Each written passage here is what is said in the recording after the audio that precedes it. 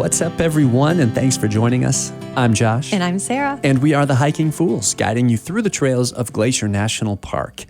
And once in a while, we've mentioned we step off trail to see what's around us. And today, we were talking about the Many Glacier Hotel. What a spectacle, what a fantastic structure to see, to visit, to stay in, to refresh yourself before or after a hike. Many Glacier is an unbelievable area with the hiking. You just can't. I mean, there's so much hiking and there's so much wildlife that you've got to visit this area. And one of the anchors of the area is the Many Glacier Hotel. And Sarah, we've spent plenty of time there, but it's a beautiful place. And going back to the beginning, like this was established, a century ago or more. But there were some certain places and people that made a big difference in the construction of it. Yeah, if the walls could talk, right? But Thankfully, we have so much information about this hotel and the people who have managed it and worked there and have written about it. It's a pretty incredible place, but it wouldn't be here today if it wasn't for the Great Northern Railroad. And we've talked about that before with the role that they played in building these lodges when we talked about Lake McDonald Lodge. It was the same for Many Glacier Hotel as well.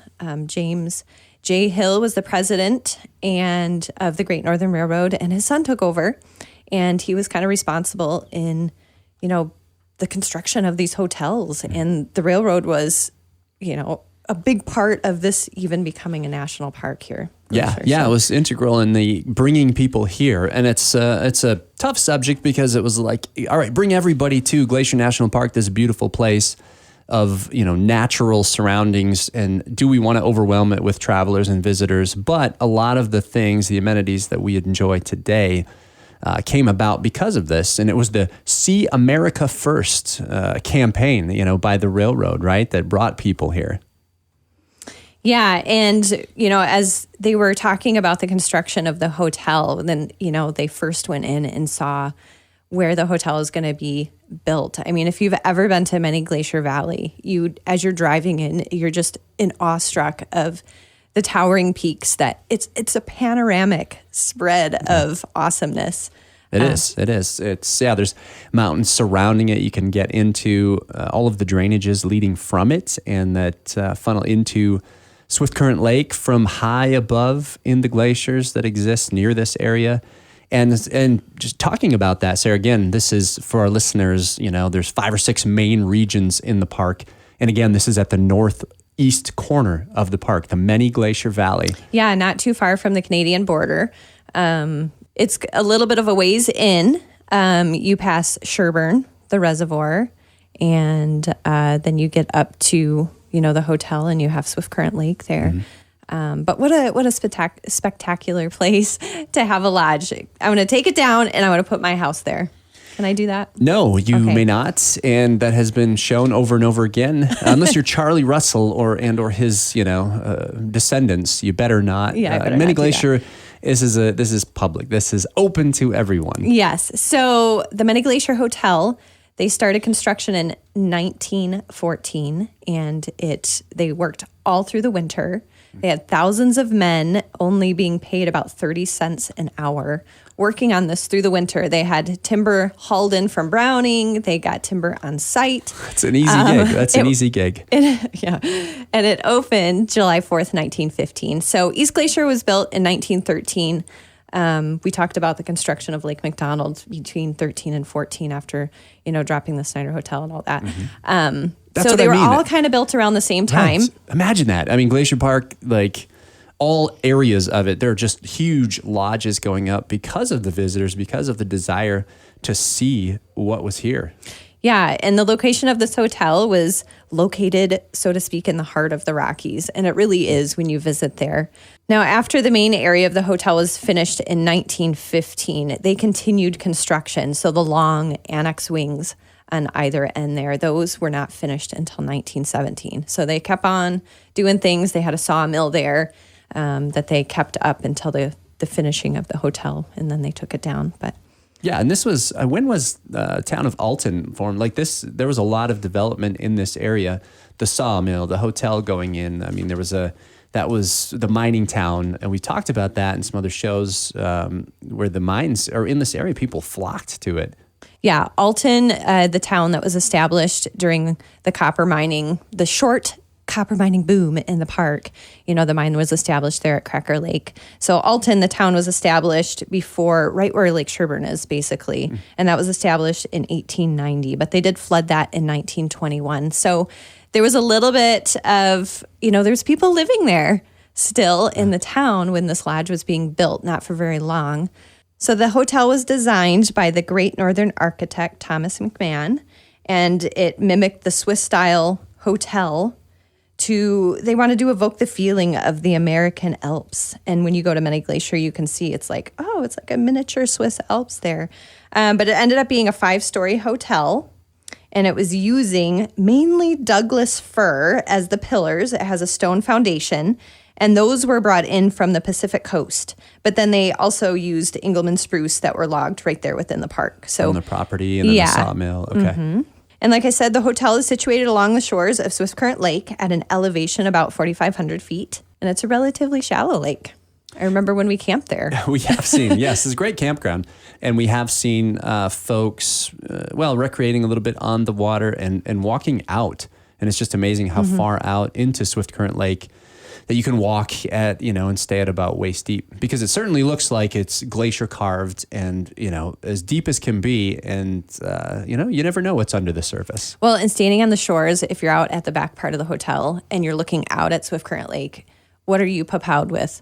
Grinnell Point is just huge and it's beautiful. And I can't tell you how many times we've stood on the shore of this lake and we've seen just across the way moose. We've seen bear. We've kayaked out on this lake and seen moose. That's right. I think I remember you doing a handstand on a kayak as a moose was foraging in the in the shallows, and I'll never forget that. That was not that long ago. Right. I don't know if I can do that now.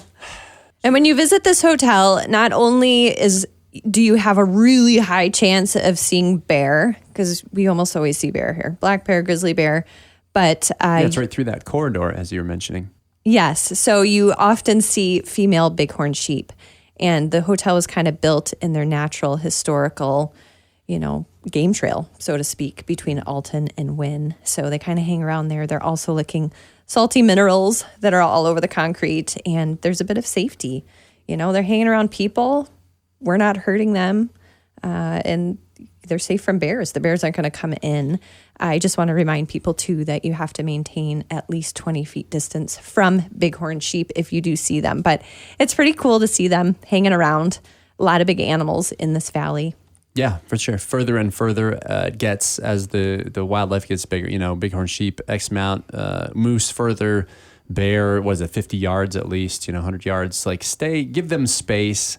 But of course, if the railroad is saying, let's bring people in and let's show them the full experience, it's going to be great, because if you're right in that wildlife corridor, you're seeing all these. Many Glaciers has most of the major animals that you would see in Glacier, from sheep to bear to moose, and be ready. So imagine seeing a postcard of Many Glacier Hotel and all these mountains back east. The train left in Minnesota, Minneapolis, and all these people were like, oh, let's go vacation in Europe. And the Great Northern Railroad was like, wait, see America first. Right, let me show you what we have for you. And so they promoted that. And the hotel, like I said, was coined the Gem of the West. Well, it certainly is. And it still exists today. I mean, you can see it in all its splendor.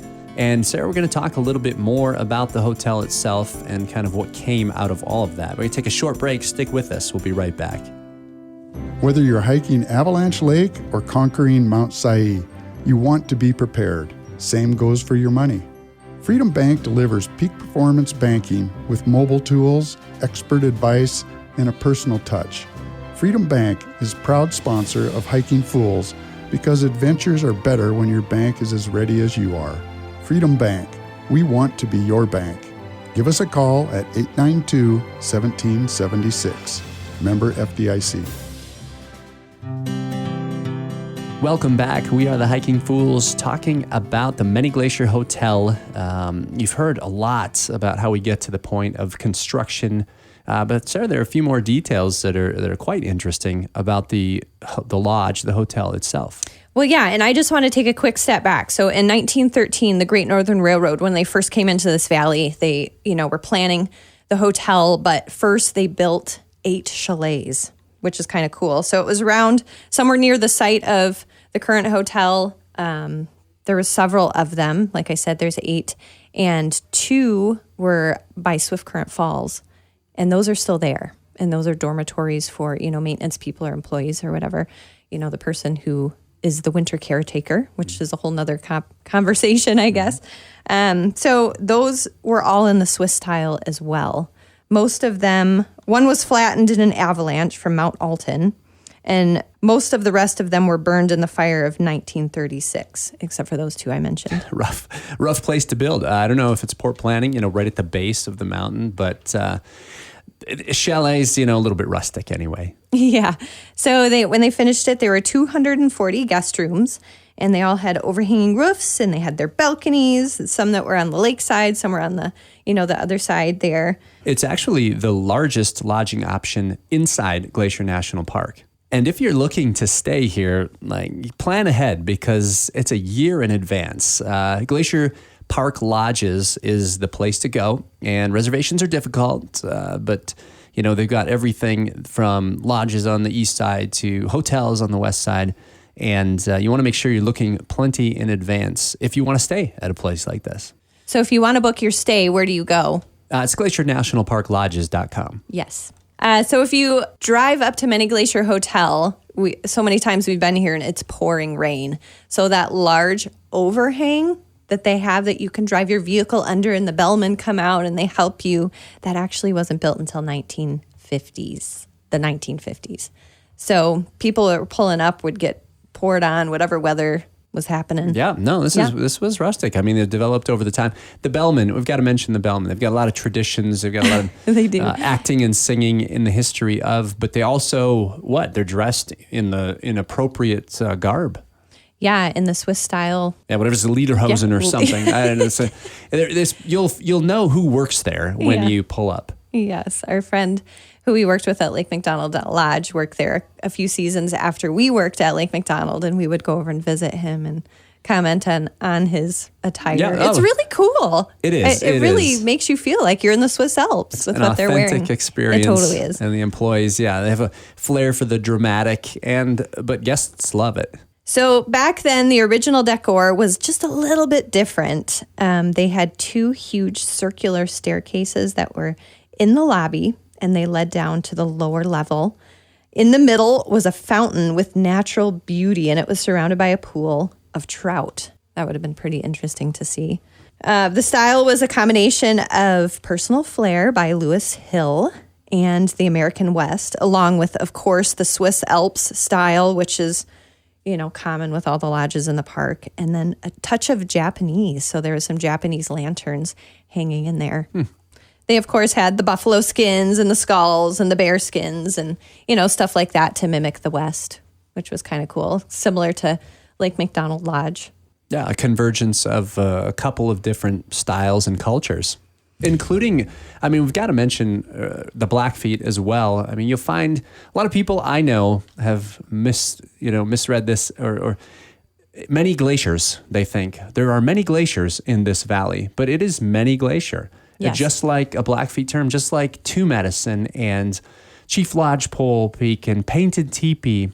There are a ton of things in this park, especially on this side, as it's closer to the indigenous lands that are named and have endured over time, have remained the authentic name, of the Blackfeet Nation.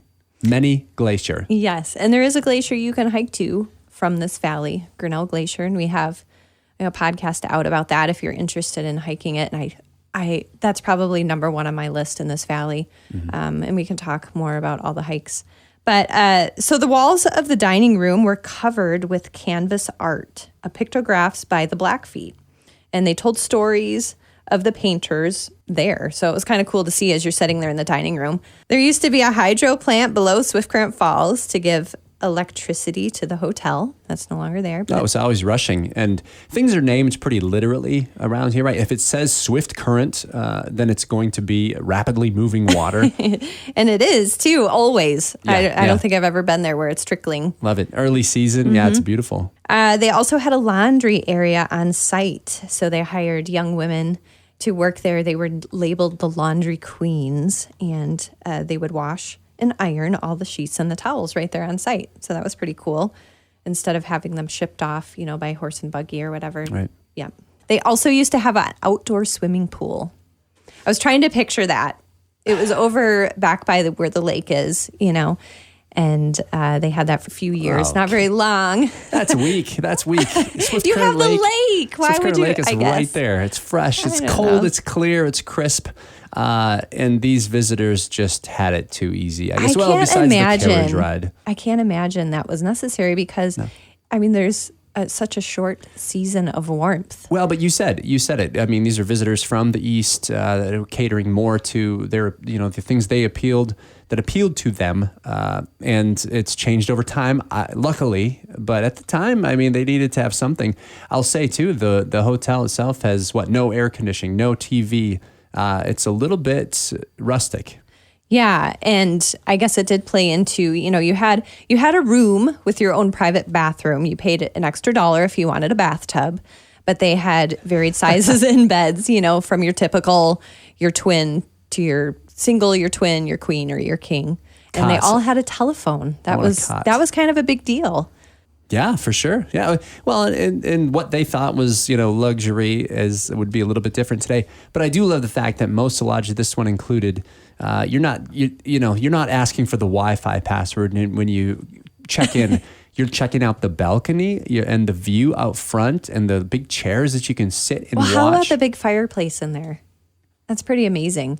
You can sit around this giant fireplace, this metal chimney that goes all the way up to the ceiling and out. It's pretty incredible. It's different. Like when you're here at Many Glacier Hotel, you really feel like you're in Europe, versus East Glacier Hotel or Many Glacier Lodge, Yeah, if you want to. It's a great access to Glacier Park, and it's beautiful in style. I just love walking around in the hotel, looking out the windows, the huge windows that are panoramic. You can see the visitors sitting in a chair, just gazing out at the lake, mesmerized and totally absorbed with what they're seeing, and you see it through their eyes. If you're from here and you visited enough times, you get that, you see that, and it's just what a pleasure. I know. I love watching people sit out there rocking, drinking a glass of wine on the balcony facing the lake. Yeah, and it's so relaxing on the inside. We've when we've gone camping at the campground there, we have had days where it was bad weather and we're like, let's go to the lodge and sit in there and walk through the gift shop, and just sitting there looking at the fire, and there's historical plaques that you can go around and read. It's just so relaxing in there. Just the whole ambiance is great. Yes, it is. And that's why this is one of the most iconic lodges in Glacier National Park. Sarah, it's amazing to hear the history of this, and you've covered so much of it, from the point that it began, and we're leading up to today, all the way to being able to stay here and enjoy all the things we've talked about. It's a fantastic place, and we just want to, if we can, on behalf of the park, invite you to experience the Many Glacier Valley, and look far ahead, for reservations. And we've got some more interesting facts about the place that we're going to cover in part 2. And but in the meantime, check out our Instagram page at Hiking Fools MT to see some great photos from our recent adventures. And tune in next time. Check out more episodes online, and remember to follow us on Spotify, YouTube, or Apple Podcasts. I'm Josh. And I'm Sarah. And we are the Hiking Fools, encouraging you to always go